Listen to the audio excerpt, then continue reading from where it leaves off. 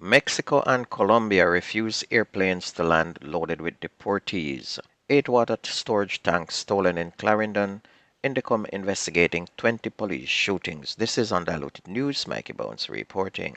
Mass deportation had started, and on Thursday, 4 flights of people were flown to Mexico, but at first Mexico would not allow the planes to land. But by the next day, it was rectified, and Mexico accepted a record 4 deportation flights in one day. In a statement, Mexico's Ministry of Foreign Affairs did not go into details on why the U.S. plane was not allowed to land in the country. And on Friday, Guatemala received 3 flights from the U.S. with Guatemalan nationals who had been sent back to their home country. A spokesperson for the Guatemalan Migration Institute said 2 of Friday's flights were on military aircraft and the other was on a non-military plane. The total number of Guatemalans who arrived in Guatemala City from the 3 flights was about 265. In addition to the flights, he has enlisted the military to beef up its presence on the border with an additional 1,500 troops. But Colombia outright refused all deportation flights to land and issued a 25% tariff on all U.S. goods. Trump hit back and imposed 25% as well, which now makes all imports from Colombia 50%. Trump also said he would immediately revoke visas for Colombian government officials and supporters of President Gustavo Petro and subject Colombians to greater scrutiny at airports. The United States cannot treat Colombian migrants as criminals. I forbid entry to our territory to U.S. planes carrying Colombian migrants, Petro wrote earlier on X. In a later post, he said he had turned back U.S. military planes. Trump said 2 U.S. planes were not allowed to land, and the Colombian government said it was instead ready to send its presidential plane to the United States to transport with dignity the migrants whose flights were blocked by Bogota, and was ready to allow civilians U.S. flights carrying deported migrants to land as long as those aboard were not treated like criminals. And all sort of nonsense happening in the U.S. these days. The top prosecutor in the state of Washington filed a lawsuit on Monday challenging as illegal and unconstitutional President Trump's travel ban on 7 Muslim-majority countries and demanding an immediate halt to its implementation. No one is above the law, not even the President Attorney General Bob Ferguson told a news conference.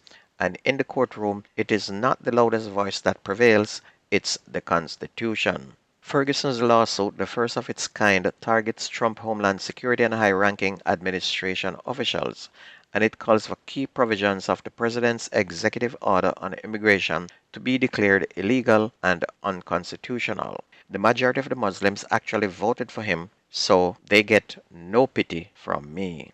Member of Parliament for Clarendon, South East, Pernell Charles Jr., has reported the theft of some of 8 water storage tanks installed to serve residents of Top and Bottom Halls Hall.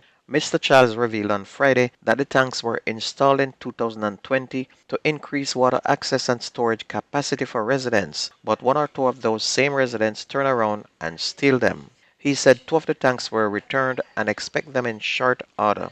The rest will also be returned for the benefit of the entire community, and such is life in Jamaica. Criminologist Dr. Jason McKay said that the disruption to businesses, schools, and court proceedings in Spanish Town in St. Catherine last Thursday as a result of unrest show that regular police practice will not help to curb Jamaica's gang problem. Dr. McKay said the level of crime and violence in Jamaica in the last 50 years is not a normal law enforcement problem. Dr. McKay said that Jamaica should follow other countries and implement stricter laws that will result in people being detained for prolonged periods as law enforcement seeks to topple the gangs. And my suggestion also is to bring back hanging. An attempt was made to firebomb the St. Catherine Parish Court in Spanish Town on Friday morning. Staff found fragments of Molotov cocktails which were reportedly thrown through windows of the court building and outside of the office, but court proceedings have not been affected. Meanwhile, Superintendent Nicholson said a sense of normality has returned to the old capital following the unrest over the fatal shooting of Othniel Laban, also known as Stickman, who was fatally shot by the police in St. Andrew last Wednesday night. And according to the Independent Commission of Investigations, INDECOM, it has been looking into 20 fatal shootings that security force personnel have carried out since the year began. The most recent incident took place at the Emirates Plaza on Arden Road in St. Andrew on Thursday morning last. Jermaine Richards, 40, a worker of Ribbit's Ultra Lounge and a resident of Kingston Fleet Street, was shot and killed in the plaza parking lot by an off-duty police officer. A nightclub management team member got into a fight with an employee sometime after 4 a.m. and asked the policeman to step in. Mr. Richards reportedly intervened in an aggressive manner while the police corporal was handling the conflict, and this led to a confrontation between the two. And it's alleged that Mr. Richards was fatally shot when he pulled a knife on the policeman. And INDECOM is now appealing for people who witnessed the shootings to come forward.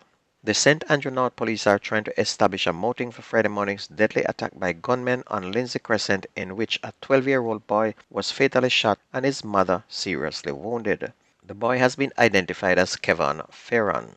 Acting Superintendent Randy Sweeney, head of the St. Andrew North Police, said that about 7:30 a.m., the child's mother was driving along the roadway with her two sons when gunmen opened fire on the vehicle at a traffic light. He said it was then discovered that two persons in the vehicle were injured, including a 12-year-old who was later pronounced dead at hospital, and the mother, who was also injured, rushed into surgery. Superintendent Sweeney urged anyone with information to contact the Constant Spring Police Station. On to sports, Mount Pleasant continues to lead all in the Premier League with 49 points after a 1-0 win. Montego Bay United remain in second place on 41 points after a 0-0 draw with Portmore. And last night's results saw Cavalier and Arnett Gardens playing to a 2-2 draw. Waterhouse were beaten by Chapelton Maroons 3-0. Mount Pleasant beat Tivoli Gardens 1-0. Harborview were 4-1 winners over Dunby Hole. Portmore and Montego Bay United played to a 0-0 draw, while Racing United beat Vere United 3-0. And that's going to be news and sports on your favorite radio. My name is Mikey Bones. I gone.